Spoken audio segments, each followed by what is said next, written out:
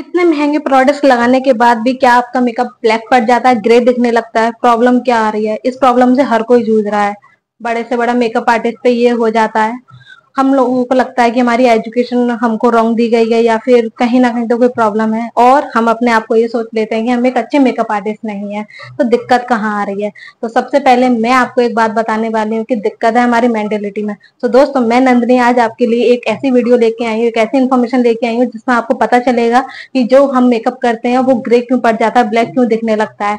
तो सबसे पहले बात करते हैं कि लोगों की मेंटेलिटी ये है, मोस्टली इंडियन पीपल की, कि हमको जब मेकअप करना होता है या दूसरे क्लाइंट का मेकअप करना होता है तो हमको ये लगता है कि हमको उसको व्हाइट दिखाना है। व्हाइट क्यों दिखाना है? कभी आपने अपनी स्किन का कलर देखा है बिना मेकअप से पहले कैसा होता है? क्या ब्लैक होता है, व्हाइट होता है? तो पहले इस मेंटेलिटी को दूर करिए कि आपका स्किन टाइप क्या है, उसको जानिए अच्छे से, ठीक है। बिना इधर उधर की बात किए, बिना किसी फालतू की बात किए हम अपनी वीडियो को स्टार्ट करते हैं। और मैं इन्फॉर्मेशन देने वाली हूँ आज आपको कि आपका मेकअप ब्लैक क्यों पड़ता है, ग्रे क्यों पड़ता है। तो कुछ टेक्निक्स हो सकते हैं, कुछ मिस्टेक्स हो सकते हैं छोटी छोटी। एजुकेशन तो हमारी सही है, हमको नॉलेज अच्छी दी गई है जहां से भी हमने मेकअप कोर्स सीखा हुआ है, लेकिन कहीं ना कुछ गड़बड़ हम कर देते हैं। तो उन्हीं गड़बड़ों को बताने के लिए और उनका सोल्यूशन किस तरीके से हम फाइंड कर सकते हैं वो मैं आपको बताने वाली हूँ इस वीडियो में। तो सबसे पहले स्किन टाइप को जानना है। हमारा मोटो ये नहीं होना चाहिए कि हमको एक पर्सन को उसकी स्किन को व्हाइट करना है। अगर आपने किसी पर्सन की स्किन को व्हाइट कर दिया तो वो उस पर्सन की स्किन का कलर नहीं रहेगा। हम पहले अच्छे से पर्सन की स्किन का जानेंगे कि उसकी स्किन का कलर क्या है, उस हिसाब से उसका मेकअप करेंगे। मान के चलिए अगर आपने ब्लैक कलर में कोई व्हाइट कलर ऐड कर दिया तो वो कैसे दिखेगा? ग्रे ग्रे ही दिखेगा। ये बात मानते हैं ना? तो यही प्रॉब्लम होती है जब हम मेकअप करते हैं। तो हम इंसान को इतना व्हाइट करने के लिए सोचते हैं कि उसका मेकअप ग्रे और ब्लैक पड़ने लग जाता है। हमको ये ध्यान रखना है कि हमको इंसान को भूत नहीं बनाना है, हमें उसका मेकअप करना है, उसकी स्किन का जो कलर है उसको ही इनहेंस करके दिखाना है। तो इस बात को हमेशा आपको ध्यान रखना है। जो पॉइंट अब वो है हमारा सीटीएम। हम सीटीएम किस तरीके से करते हैं? क्या ओवर कर देते हैं, क्या कम कर देते हैं, या फिर किस स्किन टाइप पर कौन सा सीटीएम अप्लाई कर देते हैं? तो ये प्रॉब्लम है। अगर हमने ऑयली स्किन पे प्रोडक्ट्स लगा दिए हैं, ड्राई स्किन के, तो हमारा सीटीएम बेकार हुआ है। इसका मोटो सीधा सीधा ये जाएगा कि हमारा जो मेकअप है वो ग्रे पड़ जाएगा, पैची पड़ जाएगा।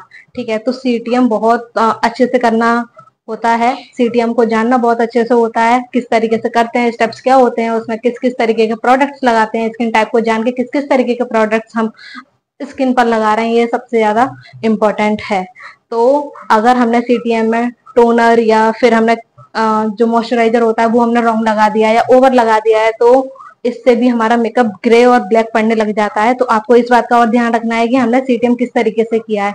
अगर मॉइस्चराइजर फेस पे ज्यादा है तो हमारा जो फेस है ऑयली ज्यादा हो जाएगा, और वही फाउंडेशन में मिलकर हमारा जो फाउंडेशन होता है जो लगाते हैं वो ब्लैक पड़ने लगेगा, ग्रे पड़ने लगेगा। तो ये रीजन है आपका मेकअप ग्रे पड़ने का और ब्लैक पड़ने का।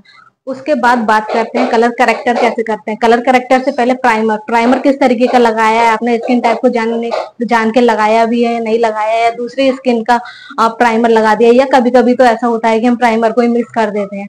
अगर आपने बेस को ही मिस कर दिया है तो आप क्या उम्मीद करते हैं कि आपका आगे जो मेकअप निकल के आने वाला है, इनहेंस होने वाला है, वो आपका अच्छा होगा और बहुत अच्छी तरीके से दिखेगा, या फिर आपका मेकअप ब्लैक नहीं पड़ेगा या ग्रे नहीं पड़ेगा। तो प्राइमर मस्ट होता है।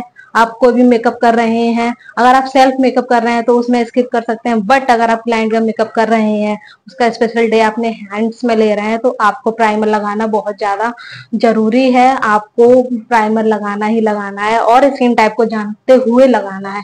उसके बाद कलर करेक्टर कभी कभी तो मैंने देखा है भर भर के लगा देते हैं, कोई सा भी कलर करेक्टर लगा दे रहे हैं। कोई भी प्रॉब्लम है स्किन पर, डार्क स्पॉट्स हैं, पिंपल्स के स्पॉट्स हैं, पता नहीं क्या, और उस पर कोई भी कलर करेक्टर लगा दे रहे हैं। तो जब कभी भी हम कलर करेक्टर में कुछ गड़बड़ कर देते हैं या कभी कलर करेक्टर ओवर लगा देते हैं, मान के चलिए कि हमने ऑरेंज कलर करेक्टर बहुत ज्यादा लगा दिया और इतनी नीड नहीं है, तब भी हमारा मेकअप ग्रे और ब्लैक पड़ने लगेगा। उसके बाद क्या बात करते हैं? उसके बाद बात करते हैं हमारा फाउंडेशन सबसे ज्यादा मस्ट होता है। फाउंडेशन में अगर आपने मिक्स एंड मैचिंग में गलती कर दी तो आपका जो मेकअप है वो बिल्कुल ब्लैक और ग्रे पड़ने वाला है, बिल्कुल खराब होने वाला है। तो आपको जब भी फाउंडेशन परचेज करना है तो इस बात का ध्यान रखना है कि इंडियन टोन जो होती है वो वार्म टोन मोस्टली होती है। तो आप जो कूल टोन के फाउंडेशन भर भर के लेके आते हैं ना महंगे महंगे, फिर तो कहते हैं कि हमने इतने हजार का फाउंडेशन लिया है, उतने हजार का लिया है, फिर भी ग्रे पड़ गया मेकअप, फिर भी मेकअप अच्छा नहीं दिख रहा है। तो आपको फाउंडेशन बहुत अच्छी तरीके से चॉइस करके लेना है ताकि आप अपने क्लाइंट की स्किन पर उस फाउंडेशन को अच्छी तरीके से लगा सकें और आपका मेकअप और आपकी मेहनत रंग लेके आए। ठीक है, तो जब भी आप फाउंडेशन लेने जा रहे हैं तो ये ध्यान रखिए कि हमेशा जो इंडियन टोन होती है हमारी मोस्टली कूल टोन नहीं होती है, वार्म टोन में ही आती है। तो वार्म टोन के फाउंडेशन लेके आए और साथ ही साथ जब आप अप्लाई कर रहे हैं फेस पर क्लाइंट के तो उसमें मिक्स एंड मैच करके आपको देखना है। आप अपने चिन एरिया पर देख सकते हैं, उसको थोड़ी देर रखे रहे कि वो कलर चेंज करता है या नहीं करता है। तो इस तरीके से आप फाउंडेशन का सिलेक्शन कर सकते हैं। लेते हैं अपने बचे हुए पॉइंट्स की, जो कि है जब हम फाउंडेशन लगा देते हैं उसके बाद कंसीलर लगाते हैं। कंसीलर आपको ध्यान रखना है कि इतना ब्राइट नहीं लगाना है। बहुत तो सारे मेकअप आर्टिस्ट बोलते हैं 2 शेड लाइटर 3 शेड लाइटर लगाना है। 2 शेड तक ठीक है, 3 शेड अगर हमने लाइटर लगा दिया तो वो बहुत ज्यादा वाइट दिखने लगेगा। फिर आपका वही सीन होगा कि आप ग्रे दिखने लगेंगे, स्किन कलर है हमारा अंदर से वो बाहर दिखने लगेगा। तो इस तरीके से आपको जब कंसीलर लगा रहे हैं आप तो 2 शेड लाइटर ही रखिए, उससे ज्यादा नहीं रखिए। उसके बाद पाउडर पैकिंग करते हैं तो कभी कभी क्या होता है कि ओवर पाउडर पैकिंग भी हम कर देते हैं। उसका भी ये रीजन होता है कि हमारा मेकअप ब्लैक या ग्रे दिखने लग जाता है। अगर आप अपने फाउंडेशन या कंसीलर पर पाउडर पैकिंग कर रहे हैं तो आपको ये ध्यान रखना है कि आपने बहुत कम क्वांटिटी में पाउडर लेना है। उतना ही पाउडर आपको लगाना है जितना आपने जो बेस बनाया है उसको आप ड्राई कर सकें।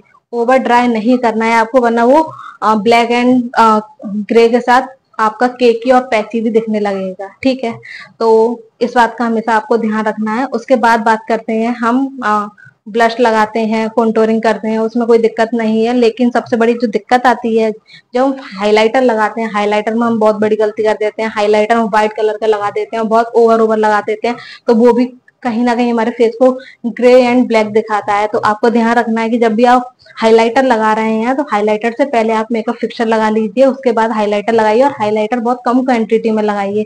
तो ये कुछ पॉइंट्स हैं जो आपको ध्यान रखने हैं जब आप मेकअप कर रहे हैं। और अगर आप इस तरीके से मेकअप करेंगे तो सच में आपका मेकअप ब्लैक और ग्रे नहीं दिखेगा। इन टेक्निक्स को फॉलो करके दे सकते हैं आप।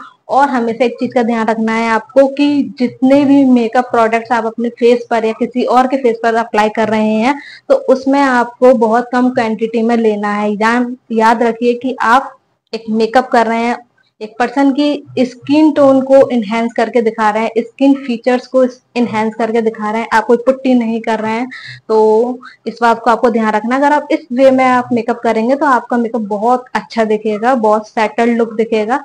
तो ये जानकारी आपको कैसी लगी? अगर जानकारी अच्छी लगी है तो मेरे चैनल को सब्सक्राइब कर लेना, वीडियो को लाइक कर देना, शेयर कर देना उन लोगों को जो इस प्रॉब्लम से जूझ रहे हैं और उनको सॉल्यूशन कहीं नहीं मिल रहा है। तो बने रहना मेरे इस पेज के साथ और मुझे सब्सक्राइब कर लेना, बेल आइकन को प्रेस कर देना ताकि आने वाली वीडियोज आपको मिलती रहे और इन्फॉर्मेशन आपके साथ आगे जुड़ती रहे। तो थैंक यू, धन्यवाद।